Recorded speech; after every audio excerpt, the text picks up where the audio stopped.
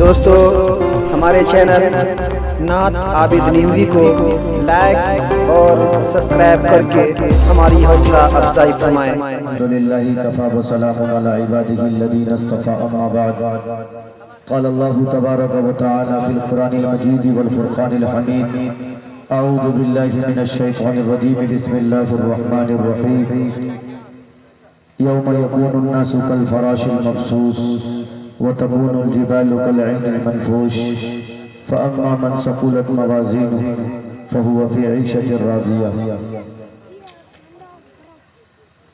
وقال النبي صلى الله عليه وسلم المسلم من سلم المسلمون من لسانه ويده او كما قال عليه الصلاة والسلام۔ معزز مکرم کلمہ شریف بھائیوں، اللہ تبارک و تعالیٰ کا صدقہ احسان و کرم کہ اللہ تبارک و تعالیٰ نے ہم سب لوگوں کو ایمان کی دولت سے نوازا اور ہم پر بہت بڑا کرم احسان فضل شکر یہ فرمایا کہ ہم سب کو نبی آخر الزمان تاجدار مدینہ سرور کائنات فخر موجودات ہادی سبل ساقی کوثر شافع محشر شفیع المذنبین رحمت للعالمین جناب حضرت محمد مصطفیٰ صلی اللہ علیہ وسلم کی امت میں مرحمت فرمایا۔ اللہ تبارک و تعالیٰ کے احسان و کرم بالخصوص انسان پر انگنت ہیں، بے شمار ہیں۔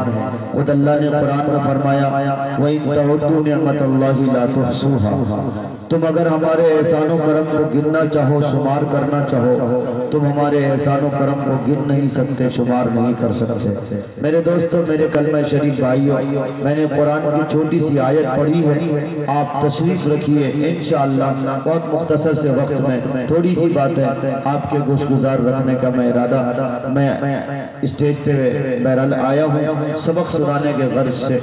حضرت مولانا بلال صاحب مظاہری سرپرست جلسہ ہیں، بڑی محنت ہے، حاجی صاحب ہیں، ماسٹر صاحب ہیں، امام صاحب حافظ کلیم صاحب ہیں، اور بھی جتنے لوگ ہیں سبھی لوگ مبارکباد کے مستحق ہیں۔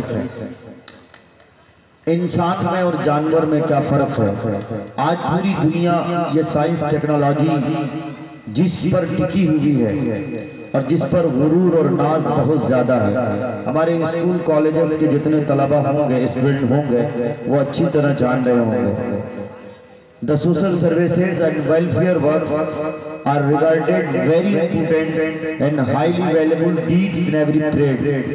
Nowadays, many organizations and centers are started.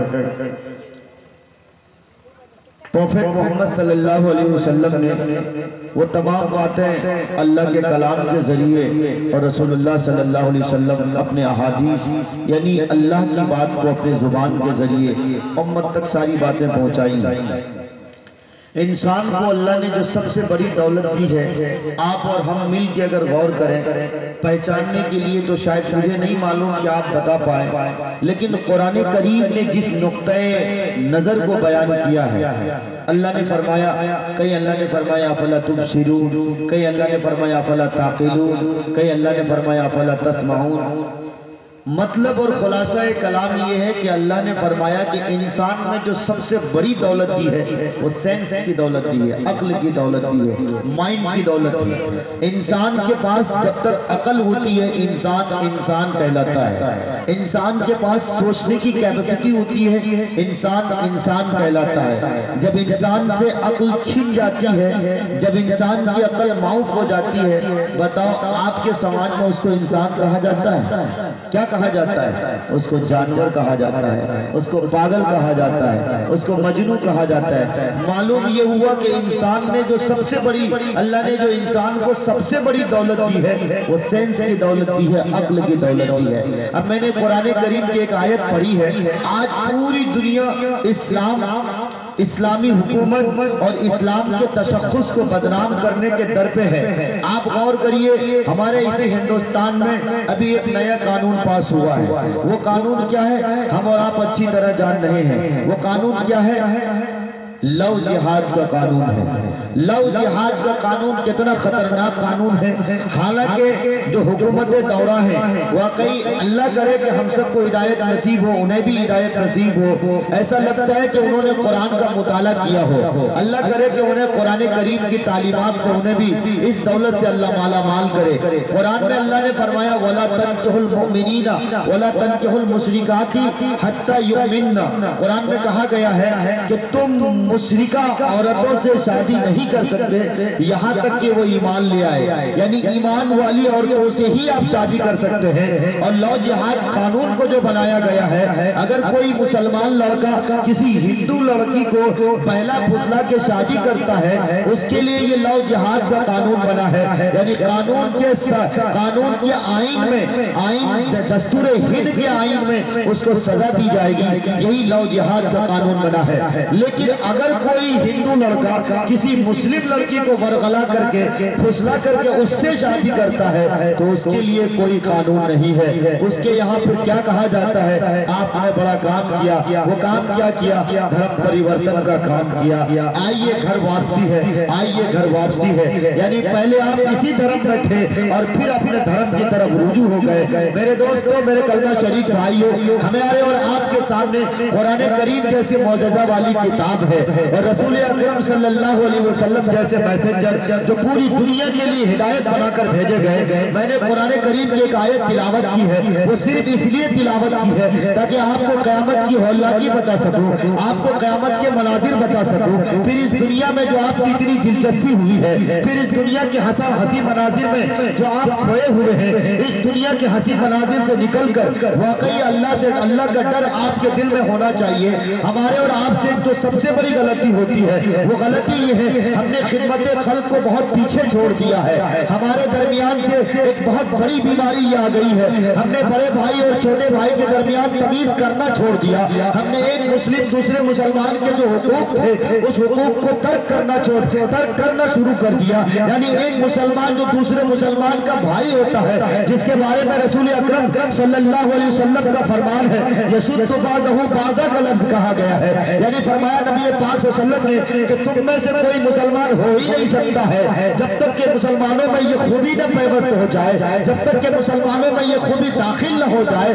نبی پاک صلی اللہ علیہ وسلم نے فرمایا مسلمان وہ مسلمان ہے کہ اگر ہندوستان نہیں بلکہ پوری دنیا میں سے کسی مسلمان کو تکلیف پہنچ جائے، کسی مسلمان کو اگر کسی طرح کے کوئی مسائل میں کوئی مسلمان گھر جائے تو چاہے تنکونا کے مسلمان ہو، بیگو سرائے کے مسلمان ہو، ادھر مظفرہ کے مسلمان ہو، نیما چاند پورہ کے مسلمان ہو، یا کھگڑیا یا پورنیا کے مسلمان ہو، تکلیف پہنچ رہی ہے مصر کے مسلمانوں کو، لیکن ایمان کا تقاضا یہ ہے، ایمان کی روشنی یہ ہے، ایمان کی حلاوت یہ ہے کہ مصر کے مسلمان کو تکلیف ہوئی، ادھر تنکونیا والے مسلمان بھی اس کی تکلیف میں برابر کے شریک ہو جائے، مظفرہ کے لوگ بھی اس کی تکلیف میں برابر کے شریک ہو جائے، ادھر نیما چاند پورہ کے لوگ، حاصل کلام یہ ہے کہ ایک مسلمان کو تکلیف پہنچے پوری دنیا کے مسلمان اس کی تکلیف میں برابر کا شریک ہو جائے۔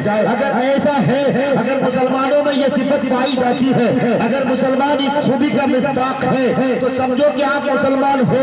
اگر آپ میں یہ خوبی نہیں پائی جاتی، روہنگیا مسلمانوں کو مولی گاجر کی طرح کاٹا گیا اور آپ بالکل ٹھٹھا مار رہے ہو۔ ہماری نوجوان نسلیں موبائل میں غلط چیزیں دیکھ رہی ہیں لیکن روہنگیا مسلمانوں کے بارے میں سوچتی نہیں، ان کے بارے میں اللہ سے آنسو نہیں بہاتے۔ تو یاد رکھنا آج روہنگیا مسلمانوں کی باری ہے، کل ہماری بھی باری ہوگی۔ اس لیے میرے دوستوں، میرے کلمہ شریف بھائیوں، میں آپ کو صرف یہ بتانے آیا ہوں، میں نے مسلم شریف کی ایک حدیث پڑھی ہے جس کو کہ علامہ اقبال نے بطور ترجمے کے علامہ اقبال نے کہا تھا، یوں تو سید بھی ہو، مرزا بھی ہو، وہ بھی ہو، تم سبھی کچھ ہو، بتاؤ کہ مسلمان بھی ہو۔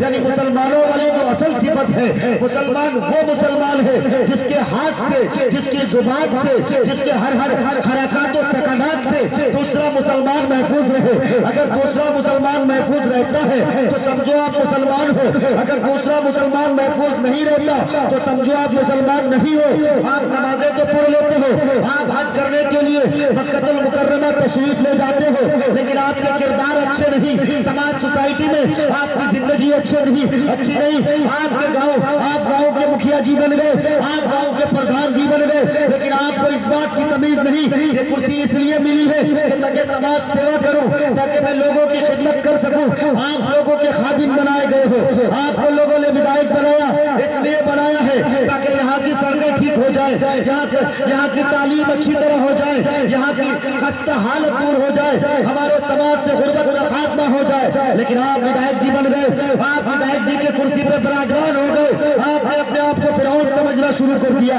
آپ نے یہ سمجھا کہ اب غریبوں کی دولت پر ہماری بھیٹ چڑھے گی، آپ نے یہ سمجھنا شروع کر دیا، گاؤں کا پردھان بنا دیا گیا، گاؤں کا مکھیا بنا دیا گیا، اب میں تو وقت کا فرعون بن گیا۔ یاد رکھنا میرے دوستوں، میرے کلمہ شریک بھائیو، قرآن کریم میں کہا گیا فَمَن يَعْمَلْ مِثْقَالَ ذَرَّةٍ خَيْرًا يَرَهُ فَمَن يَعْمَلْ مِثْقَالَ ذَرَّةٍ خَيْرًا يَرَهُ۔ مکھیا جی بھی کان کھول کے سن لے، سرپنچ صاحب بھی کان کھول کے سن لے، اور ضلع پارشد بھی کان کھول کے سن لے۔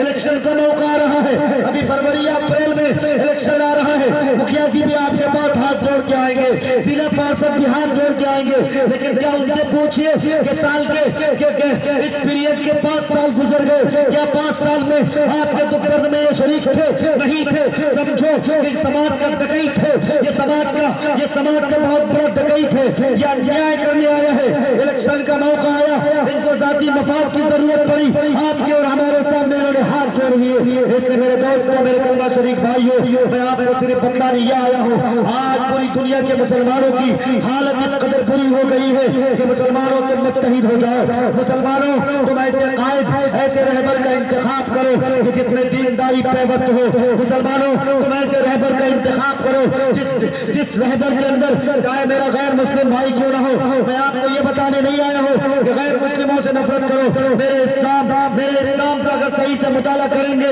میرے غیر مسلم بھائی آپ میرے دشمن نہیں ہو، آپ میرے دوست ہو۔ میرے نبی پاک صلی اللہ علیہ وسلم کا فرمان ہے، اسلام کی میننگ کیا ہے؟ اسلام کیا ہے؟ اسلام امن و آشتی کا نام ہے، اسلام سلامتی کا نام ہے، اسلام بھائی چارگی کا نام ہے، اسلام نام اس بات کا ہے کہ اگر تمہارا پڑوسی یہودی کیوں نہ ہو، اگر تمہارا پڑوسی مجوسی کیوں نہ ہو، اگر تمہارا پڑوسی ہندو دھرم کے ماننے والے کیوں نہ ہو، اگر تمہارا پڑوسی سکھ بھائی کیوں نہ ہو، اس پڑوسی کے ساتھ اس نے سلوک کرنا، یہ تمہیں اسلام مذہب سکھاتا ہے۔ کس نے سکھایا؟ ہمارا اسلام نے سکھایا، ہمارے پروفیٹ کے یہی طور طریقے رہے ہیں۔ اس لیے میں آپ سے کہنا چاہتا ہوں، یاد رکھیے گا، کسی کو اگر کرسی مل گئی، وہی ماسٹر صاحب بن گئے اور اتفاق سے ماسٹر صاحب کو BLO بنا دیا گیا، ماسٹر صاحب کی ذمہ داری دی گئی، آپ پنچایت کے لوگوں کے آدھار کارڈ چھپوائیے، لیکن ماسٹر صاحب بھی بہت بڑے ہو گئے، سرکاری تنخواہ مل رہی تھی لیکن BLO کی پوسٹ مل گئی، ماسٹر صاحب نے ایک آدھار کارڈ پہ 50 روپے اور 250 روپے گھوس لینا شروع کر دیا۔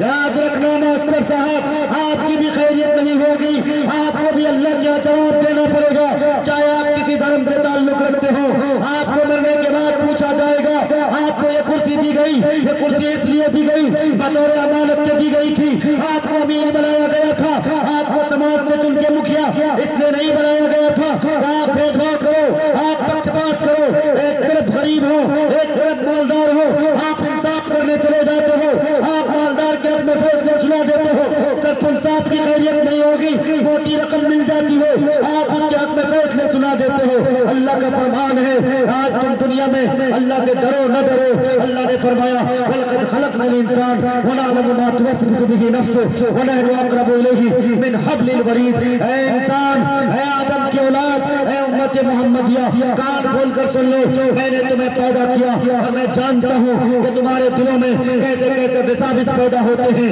کیسی کیسی تدبیریں اختیار ہوتی ہیں، تم بیٹھتے ہو تو کیا سوچتے ہو، تم سوتے ہو تو کیا سوچتے ہو، تمہاری خلوت کی زندگی کیسی ہوتی ہے، تمہاری جلوت کی زندگی کیسی ہوتی ہے۔ اس لیے یاد رکھ لینا، کان کھول کے یہ بات سن لو، اللہ سے ڈرو۔ اللہ نے مزید آگے فرمایا وَنَحْنُ أَقْرَبُ إِلَيْهِ مِنْ حَبْلِ الْوَرِيدِ۔ تم کیا سوچتے ہو نوجوانوں، رات کی تنہائیاں ہوتی ہیں، رضائی کے اندر گھس جاتے ہو اور موبائل فون کا غلط استعمال کرتے ہو، اپنی بہنوں کی عزت کو روکتے ہو، نوجوان لڑکیوں سے فون پہ چپاشی کرتے ہو۔ یاد رکھ لینا، اللہ نے فرمایا تم دنیا دنیا کی نظروں سے اوجھل ہو گئے لیکن اللہ کی نظر سے اوجھل نہیں ہوئے. اللہ تمہاری کڑی نگرانی کر رہا ہے, فرشتوں کے ذریعے سے بھی نگرانی ہو رہی ہے. یہ موبائل فون کے کیمرے ہمیں قید کر رہے ہیں. کیا اللہ کا کیمرہ اتنا کمزور ہے؟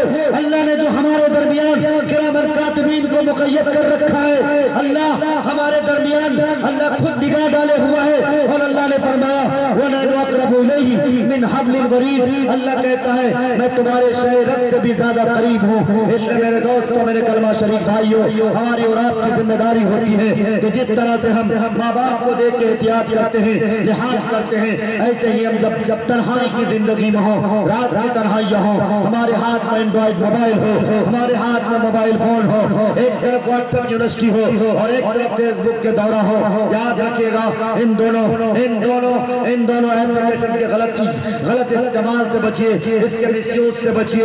ایک طرف تو یہ ہے کہ آپ کو دہشت گردی کی غلامی کی زنجیر میں جکڑ دیا جائے گا, دوسری طرف یہ جو لو جہاد کا قانون بنا ہے, تقریباً 10.5 لاکھ روپے انعام دیے جاتے ہیں اگر کوئی ایک لڑکی کسی ایک مسلم لڑکی کو پھنساتا ہے اور یہ کہنے پر مجبور کرتا ہے آئی ایم فلاور, میں تم سے پیار کرتا ہوں, آئی love you, I miss you کے الفاظ کا استعمال ہوتا ہے اور تمہارے جذبات کے ساتھ کھیلنے کے لیے اس لڑکی کو چھوڑا جاتا ہے. وہ ننگی ناچ رکھتی ہے, تمہارے جذبات کو بڑے گرفتار کرتی ہے اور تم سے کہتی ہے میں آپ سے پیار کرتی ہوں, میں آپ کے لیے جان نچھاور کرنے کے لیے تیار ہو گئی ہوں. میرا نوجوان بھائی سوچتا ہے واہ اب تو میرے اچھے دن آ گئے, خیر سگالی کے دن آ گئے. ان کے جذبات کو بھی ایسے ٹھیس لگتی ہے, ان کے منہ سے رسگلے کے رس ٹپکنے لگتے ہیں, پھر یہ اس جال میں پھنسنے لگ جاتا ہے. یاد رکھنا آپ کو جال میں پھنسانا مقصود ہے, جب آپ کو اس جال میں پھنسا دیا جاتا ہے تب پھر وہی آر ایس ایس کا جو مشن ہے, ایم ایم بی کا مشن. ایم ایم بی کیا ہے ایم ایم بی 1857 میں پورے ہندوستان میں ایک لہر دوڑ گئی تھی. کیا لہر دوڑ گئی تھی؟ ہندوستان سے گورے چمڑی والوں کو کھاڑ پھینکنا ہے, اس ہندوستان کو انگریز کے کالا قانون سے پاس کرنا ہے.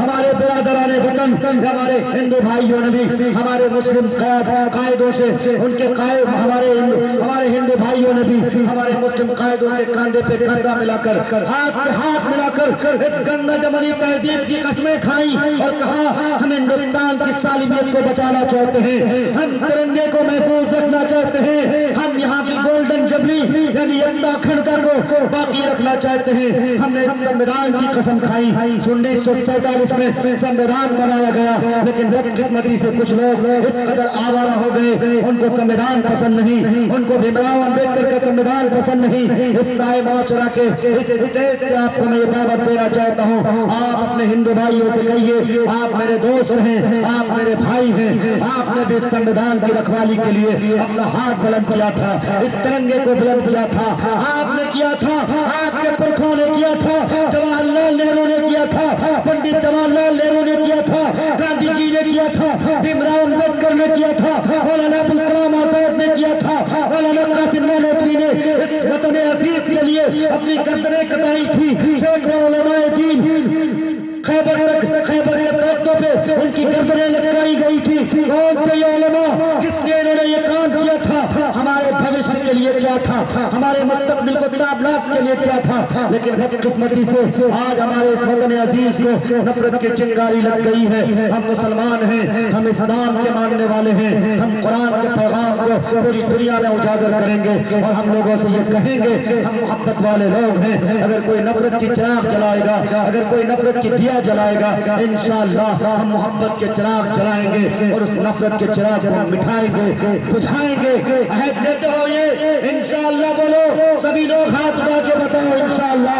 آج دیکھو نا کہ اس پروگرام سے بیگوسرائے کے دھرتی سے جہاں پر نفرت پنپ رہی ہے, جہاں کی سرزمین نفرت سے زہرآلود ہو گئی ہے, جہاں کی فضا اب مسمار ہو گئی ہے, اب زہرآلود فضا ہو گئی رہی ہے اس زہرآلود فضا کو محبت کے رنگ سے رنگیے اور سبھی کے دلوں میں محبت کے جذبات کو بھڑکیے، سبھی لوگوں کے دلوں میں محبت کی چنگاری جلائیے، سبھی سے کہیے آپ میرے بھائی ہیں، میرا دھرم اسلام ہے، میرا مذہب اسلام ہے، میرا گاڈ، میرا لارڈ، میرا ایشور، میرا مالک، میرا اللہ، میرا خدا وہ ہے، ایک ہے اور وہ اللہ ہے۔ آپ کا بھی گاڈ اللہ ہے، میرا بھی گاڈ اللہ ہے، آپ کا بھی ایشور اللہ ہے، میرا بھی اللہ اللہ ہے۔ جب دھرتی کا چلانے والا ایک، جب سنسار کا چلانے والا ایک، تو بھید بھاؤ کس بات کے؟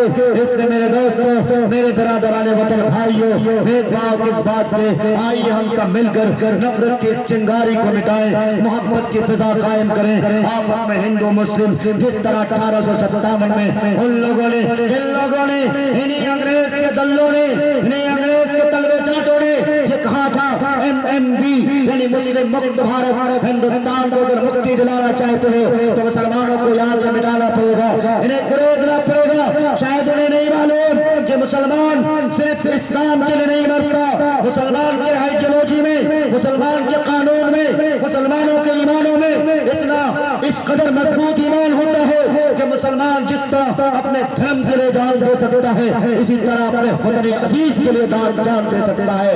ایک بار ضرورت پڑی تھی ہمارے پرکھوں نے اس وطن عزیز کے لیے اپنے سر پہ ترنگے کو کفن کے طور پہ باندھا تھا۔ ہم انہی کی اولاد ہیں، ہم شاہ ولی اللہ کی اولاد ہیں، ہم قاسم نانوتوی کی اولاد ہیں، ہم ٹیپو سلطان کی اولاد ہیں۔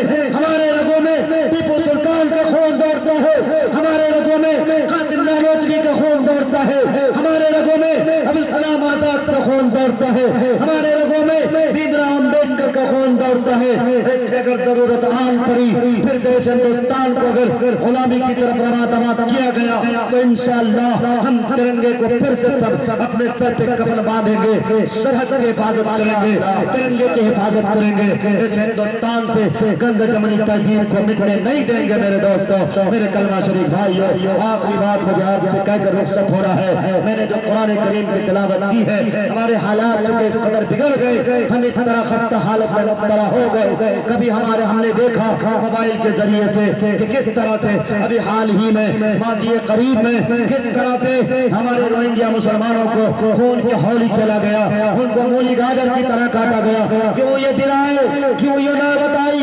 کیا آپ نے طارق بن زیاد کی تاریخ کو فراموش کر دیا؟ جس طرح سے اسپین میں وہاں کی فسطائی طاقتوں نے یہ پلاننگ کی اور ان کی پلاننگ پریپیڈ پلاننگ تھی، کیا پریپیڈ پلاننگ تھی؟ انہوں نے کہا اسلام کو مٹانا چاہتے ہو، علماء اور عوام کے درمیان ان کے رشتے کو دوریاں کرو، ان کے درمیان بڑا پیدا کرو۔ آج ہندوستان میں بھی یہی ہو رہا ہے۔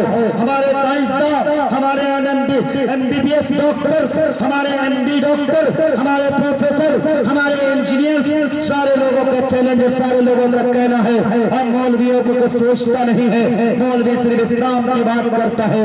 میرے دوستو، میرے ڈاکٹر صاحب، میرے انجینئر صاحب، میں آپ کو سلام کرتا ہوں، میں آپ کو سلیوٹ پیش کرتا ہوں۔ آپ خدمت خلق کا صحرا اپنے سر پہ باندھے، لیکن یاد رکھنا یہ مولوی آپ سے بھیک نہیں مانگتا، یہ تو محمد الرسول اللہ کی شریعت کے لیے آپ کے پاس کٹوری لے کے جاتا ہے، اللہ کو گواہ بناتا ہے، اور اس دن کے لیے نہیں، کیونکہ نبی پاک صلی اللہ علیہ وسلم نے فرمایا تھا اے امتیوں، آپ نے فرمایا تھا الیوم اکملت لکم دینکم واتممت علیکم نعمتی ورضیت لکم الاسلام دینا۔ پھر نبی پاک صلی اللہ علیہ وسلم کی حدیث، آپ صلی اللہ علیہ وسلم نے فرمایا کہ میں تمہیں کوئی دینار اور درہم تقسیم نہیں کر رہا ہوں، بلکہ میں تمہیں علم دین کی وراثت تقسیم کر رہا ہوں۔ اس وراثت کو آگے تک پہنچانا تمہاری ذمہ داری ہے۔ ہمارے علماء اسی ڈگر پر چل رہے ہیں، اس لیے ہمارے اور آپ کے درمیان جو دوریاں پیدا ہو رہی ہیں، یہ طارق بن زیاد یعنی اسپین کی تاریخ کو دہرانے کی پھر سے ہندوستان میں کوشش کی جا رہی ہے۔ ہمارے استاد محترم، استاد الاساتذہ حضرت مولانا ابو الحسن علی الحسن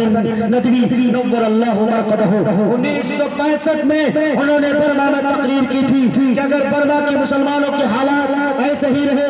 یہاں کے علماء اور عوام میں دوریاں بڑھتی گئی. وہ دن دور نہیں کہ یہاں کے بودھ مذہب کی طاقتیں یعنی یہاں کے بدھسٹ یہاں کے مسلمانوں کے خون سے اپنے ہاتھوں کو رنگین کریں گے. یہاں کے مسلمانوں کے خون کے ساتھ یہ لوگ ہولی کھیلیں گے, ان کو مولی گاجر کی طرح کاٹیں گے.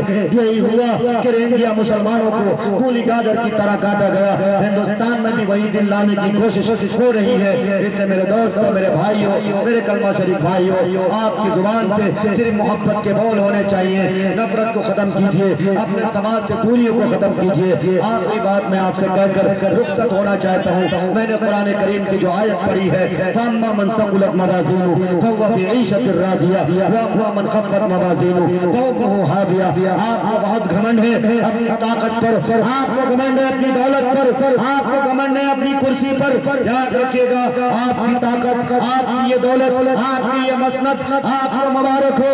قرآن پاک میں اللہ کا فرمان ہے, اور فرمان ایک دو لوگوں کے لیے نہیں ہے. جہاں پہ قرآن کا فرمان ہے یا ایھا الناس, یا ایھا الناس کا لفظ استعمال کیا گیا. اے لوگوں, اے مانوتا کے سمان, اے آدم کی اولاد, اے دھرتی میں بسنے والوں, دھرتی میں بسنے والوں, کان کھول کر سن لو. مسلمانوں کو ٹارگیٹ نہیں کیا گیا, مسلمانوں کو صرف نہیں کہا گیا, بلکہ پوری دنیا کے لوگوں کو کہا گیا. آپ کسی دھرم سے تعلق رکھتے ہو, آپ کو یہ تعلیم دی گئی, کیا تعلیم دی گئی؟ اللہ کا فرمان. اللہ تبارک و تعالیٰ نے فرمایا اس دن کے لیے ڈرو, اس دن کی تیاری کرو. اگر اس دن کی تیاری کرتے ہو تو سمجھو کہ تم کامیاب ہو, سمجھو کہ تم کامران ہو. ورنہ یاد رکھنا, آگے تیتر آدھے تیتر آدھے بٹیر رہے, یعنی آدھا ادھر آدھا ادھر رہے, تو آپ سمجھو کہ دو دھاری تلوار کی طرح کٹ کے مر جاؤ گے, کہیں کے نہیں رہو گے. اس لیے میرے دوستوں, موقع ہمارے پاس ہے. اللہ کا فرمان, آج ہمارے اوپر حالات خراب ہو گئے, ہم نے صرف حکومت کو گالیاں دینا شروع کری ہیں. معاف کیجئے گا, میں معروف رائی آپ سے کہتا ہوں, بہت اس اسٹیٹ کا سب سے چھوٹا طالب علم اسٹوڈنٹ, میں آپ سے کہتا ہوں حکومت کو گالی دینے کی ضرورت نہیں ہے. ہماری اور آپ کی بدعمالیاں ہیں, اس لیے اس طرح کی حکومت ہم پر مسلط کی گئی ہے. انشاءاللہ جب ہم سدھر جائیں گے, جب یہ حکومتیں بھی چلی جائیں گی, جب ہم اللہ کی رسی کو مضبوطی سے تھام لیں گے, تو انشاءاللہ اس وقت کے فرعون کا خاتمہ ہو جائے گا. کتنے فرعون آئے, کتنے حامان اور شداد آئے, لیکن اللہ تبارک و تعالیٰ نے سب کو اس دنیا سے اس طرح مٹا دیا کہ ان کا بال, ان کے نام و نشان تک آج دنیا میں باقی نہیں ہے. اس لیے آپ کو گھبرانے کی, ڈرنے کی ضرورت نہیں ہے. آج پوری دنیا میں جتنی باطل طاقتیں ہیں وہ سب ایک پلیٹ فارم پہ آ چکی ہیں, لیکن بدقسمتی سے ہمارا کلمہ ایک, ہماری شریعت ایک, ہماری کتاب ایک,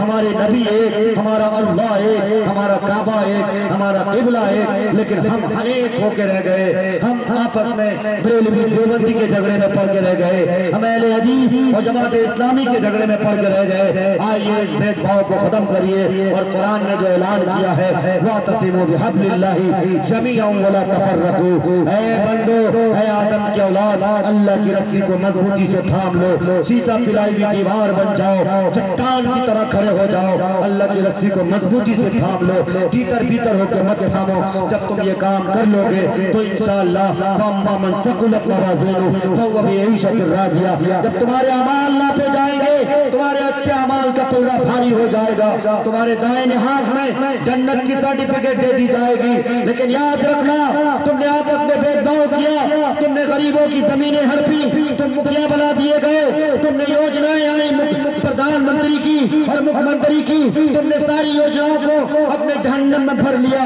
تو یاد رکھنا, وَأَمَّا مَنْ خَفَّتْ مَوَازِينُهُ فَأُمُّهُ هَاوِيَةٌ. جب اللہ ناپے گا تمہارے اعمال کو, اور جب تمہارے اعمال کا پلڑا ہلکا ہو جائے گا, پھر تمہارے دائیں ہاتھ میں جہنم کی سرٹیفکیٹ دے دی جائے گی, اور اوندے منہ تمہیں جہنم میں بھر دیا جائے گا. اس لیے موقع میرے ہاتھ ہے. انشاءاللہ ہم سب وعدہ کرتے ہیں, انشاءاللہ ہم کرتے ہیں, انشاءاللہ مرنے سے پہلے موت کی تیاری کریں گے. ہم اللہ سے دعا کرتے ہیں کہ اللہ ہم سب کو جو باتیں ہم نے کہی ہیں, ہم سب کو اس پر عمل کرنے کی توفیق عطا فرمائے. ہندو مسلم بھائی چارگی کے ساتھ ہم سب کو اس ہندوستان میں زندگی گزارنے کی توفیق عطا کرے. زمانے کو شاید بتانا پڑے گا, نیا رنگ اپنا دکھانا پڑے گا.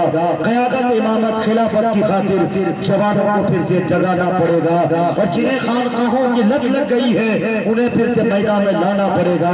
فقط تسبیحوں سے نہیں ملتی جنت، فقط تسبیحوں سے نہیں ملتی جنت، خدا کے لیے سر کٹانا پڑے گا، خدا کے لیے سر کٹانا پڑے گا۔ اور جو تاریکیوں میں جہاں کو جلا دے، دیا کوئی ایسا جلانا پڑے گا۔ صراط الذین انعمت علیہم، تمہیں خود کو اس پہ چلانا پڑے گا۔ اور جو عاصی ہیں مغضوب ہے ظالمی، جو عاصی ہیں مغضوب ہے ظالمی، تمہیں خود کو اس سے بچانا پڑے گا، تمہیں خود کو اس سے بچانا پڑے گا۔ وآخر دعوانا ان الحمدللہ رب العالمین۔